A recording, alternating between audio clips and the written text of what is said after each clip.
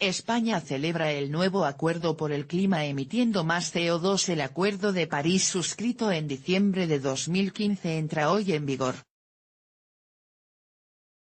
España aún no ha firmado este tratado, y las emisiones de dióxido de carbono aumentaron el año pasado. En capítulos anteriores.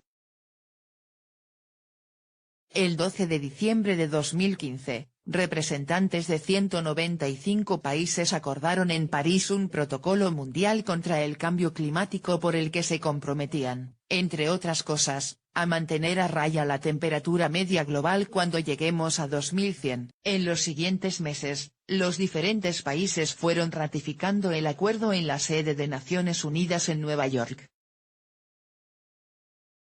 Las reglas estipulaban que, una vez que el 55% de los países, y el 55% de las emisiones totales de dióxido de carbono hubieran ratificado el acuerdo, este entraría en vigor 30 días más tarde. Dado que el pasado 5 de octubre, la mayoría de socios de la Unión Europea ratificaron el Acuerdo de París, se alcanzó el mínimo necesario y los engranajes legislativos comenzaron a moverse. Actualmente, más de 80 países representando un 70% de las emisiones lo han suscrito. Aunque aún faltan algunos emisores importantes por ratificar el tratado, como Rusia o Japón, solo con los 10 primeros países emisores que ya lo han hecho, de China a Francia, suman un 55,06% de las emisiones. El impulso que el país asiático y Estados Unidos dieron al acuerdo tras su ratificación ha resultado fundamental para que el Acuerdo de París entre en vigor en un tiempo express. Desde la Oficina Española de Cambio Climático confirmaban que, en Naciones Unidas, las previsiones más cautelosas preveían que la ratificación tuviera lugar a lo largo del año 2018. ¿Por qué España no lo ha ratificado aún? Principalmente, por el escenario de interinidad del gobierno en funciones. De acuerdo con el secretario de Estado de Medio Ambiente, Pablo Saavedra, la ratificación, que ya está redactada desde hace semanas, podría ser llevada al Consejo de Ministros de la semana próxima y, a partir de ahí, seguir su curso legislativo hacia el Congreso y el Senado para ser formalmente ratificada a comienzos de 2018. En cualquier caso, el gesto sería un brindis al sol ya que España juega el partido climático con el equipo comunitario, y el Parlamento Europeo ya aprobó la ratificación el pasado 4 de octubre. El peso de nuestro país, con un 0,89% de las emisiones, tampoco resultaba decisivo. España, cuya hoja de ruta nacional obliga a reducir las emisiones de CO2 en un 26% para 2030, parte desde una posición incómoda.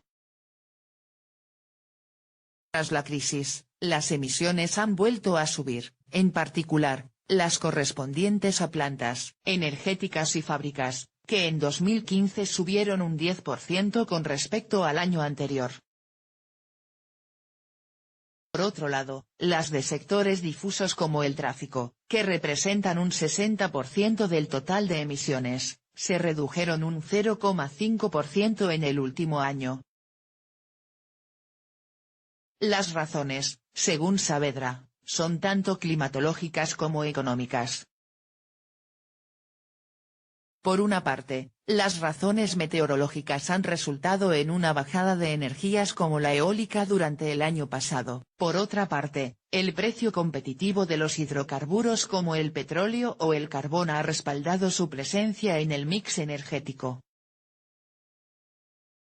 Cumbre del Clima en Marrakech. La entrada en vigor del Acuerdo de París se produce apenas 3 días antes de la Cumbre del Clima de Marrakech o 22 pesos colombianos, la de París el año pasado fue la 21 pesos colombianos.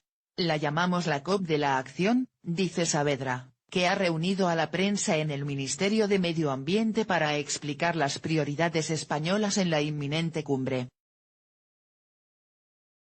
Tenemos la voluntad política y tenemos los objetivos marcados, pero ahora hacen falta medidas concretas sobre cómo va a funcionar el Acuerdo de París, y que se haga cuanto antes, sin esperar al año 2020.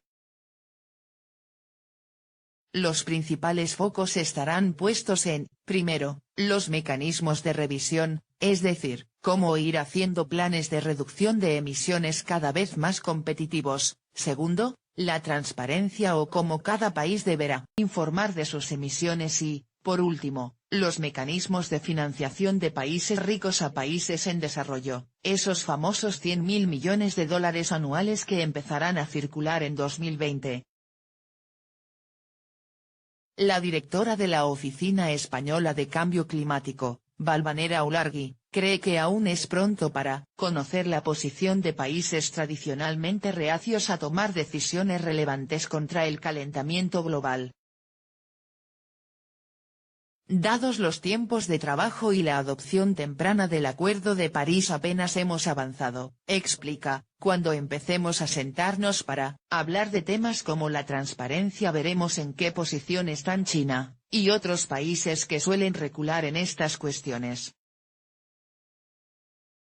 Preguntado por El Español, el secretario de Estado cree que uno de los principales escollos en la cumbre que tienen por delante en Marruecos será el establecimiento de mecanismos de información con las mismas reglas para todos los países, dice Saavedra, que cree que de nuevo será muy importante que países más vulnerables y menos desarrollados ejerzan una misión para que otros países, no tan vulnerables pero fuertemente emisores, estén dispuestos a compartir información y aceptar reglas de procedimiento.